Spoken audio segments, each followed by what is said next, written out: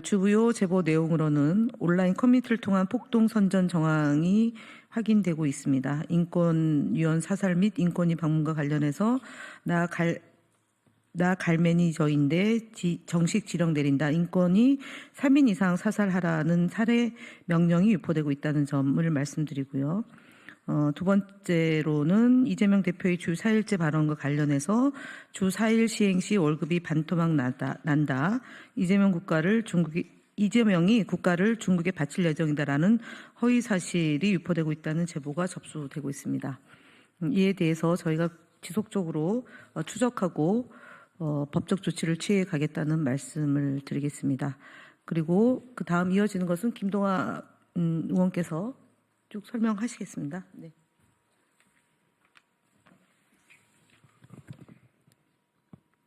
네, 민주파출소 1일 브리핑 이어가겠습니다.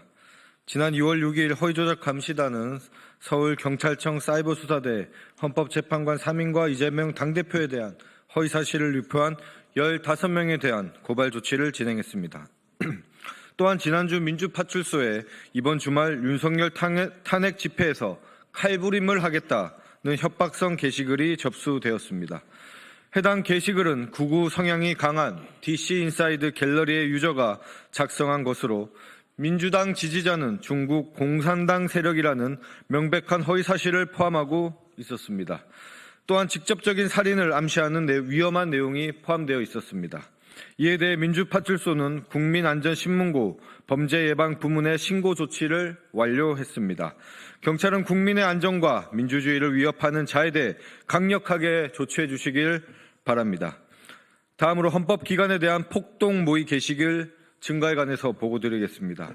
지난 12.3 반헌법적 계엄 이후 사익과 권력을 쫓는 내란 세력들은 법원, 선거관리위원회, 헌법재판소 등 헌법기관에 대한 근거 없는 불신을 조장하며 지지자들을 선동하고 있습니다. 그 결과 극렬 지지자들은 헌정사상 초유의 사법부 난입이라는 119 법원 폭동을 일으키며 헌정 질서를 파괴하고 사회적 혼란을 조장하고 있습니다. 최근에는 헌법재판소에 대한 폭동 사전 모의 정황이 민주파출소에 제보되고 있습니다. 지난주 민주파출소의 제보 중 퍼지, 퍼지데이, 초코퍼지, EBS 같은 경우 이멀전시 브로드캐스트 시스템, 미국의 비상방송 시스템을 의미합니다. 이러한 은어를 사용하여 헌법재판소에 폭력 행위를 모의하는 게시글이 다수 확인되었습니다. 퍼지데이, 초코퍼지 같은 경우에는 2월 14일 발렌타인데이를 그들은 기점으로 폭동을 선동하고 있는 것으로 저희는 판단하고 있습니다. 또한 인권위 3인 이상을 사살해라 라는 끔찍한 내용의 게시글도 확인되었습니다. 해당 게시글이 게시된 곳은 DC인사이드 미국 정치 갤러리로 지난 119 법원 폭동이 사전 모의됐던 갤러리와 동일하기도 합니다.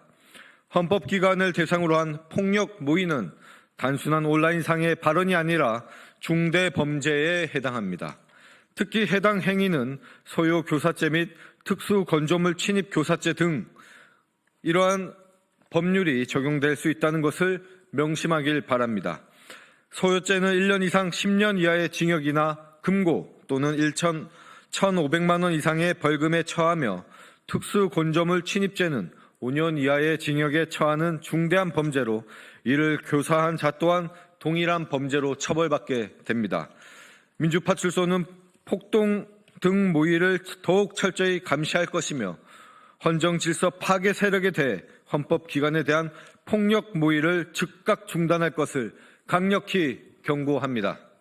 셋째, 국민의힘 거짓말 시리즈 6번째입니다. 국민의힘 권성동 원내대표는 문영배 재판관이 이재명 대표의 모친상에 조문하였다고 주장하였습니다. 그러나 이는 명백한 허위 사실입니다. 문영배 재판관은 이재명 대표의 모친상에 단 한 번도 조문하지 않았습니다. 헌법재판소는 문영배 재판관이 이재명 대표의 모친상에 조문하지 않은 사실은 물론 조의금을 낸 사실조차 없음을 공식적으로 밝혔습니다. 그럼에도 불구하고 국민의힘은 문 재판관과 이 대표 간의 과거 SNS 대화 등을 근거로 허위 주장을 확산시키고 있습니다. 이는 과거 관계를 개인적 과거 관계를 통해 정치적 선전 도구로 삼으려는 명백한 왜곡임을 보여줍니다. 권성동 원내대표는 문 재판관의 친분을 들어 모친상 조문 사실을 주장하였으나 후에 제가 잘못 전해 들은 것 같습니다라고 발언을 정정하기까지 했습니다. 이에 대해 헌법재판소는 사실이 아님을 확인했습니다. 국민의힘은 확인되지 않은 자료와 왜곡된 보도를 통해 허위 사실을 반복 보도하고 있으며 이뿐만 아니라 극우 선동 세력을 통해 불법적인 폭동을 선동하고 있는 상황입니다. 이재명 대표의 모친상은 정치적 도구로 사용될 수 없습니다. 객관적 사실에 기반한 판단이 필요하며 국민께서는 왜곡된 정보에 현혹되어서는 안 됩니다. 국민의힘은 허위사실 유포를 즉각 멈추고 국민 앞에 책임 있는 태도를 보여주시기 바랍니다. 허위 조작 정보는 더 이상 단순한 가짜뉴스가 아닙니다. 이는 민주주의의 근간을 흔들고 사회적 혼란을 조장하는 암세포와 같은 존재입니다. 더불어민주당 국민소통위원회와 허위조작 감시단은 우리 사회를 병들게 하는 흉악 범죄와 허위조작 정보가 우리 사회의 암덩어리로 자리 잡지 못하도록 끝까지 대응해 나갈 것입니다. 민주파출소는 민주주의를 수호하는 데 최선을 다하겠습니다. 감사합니다.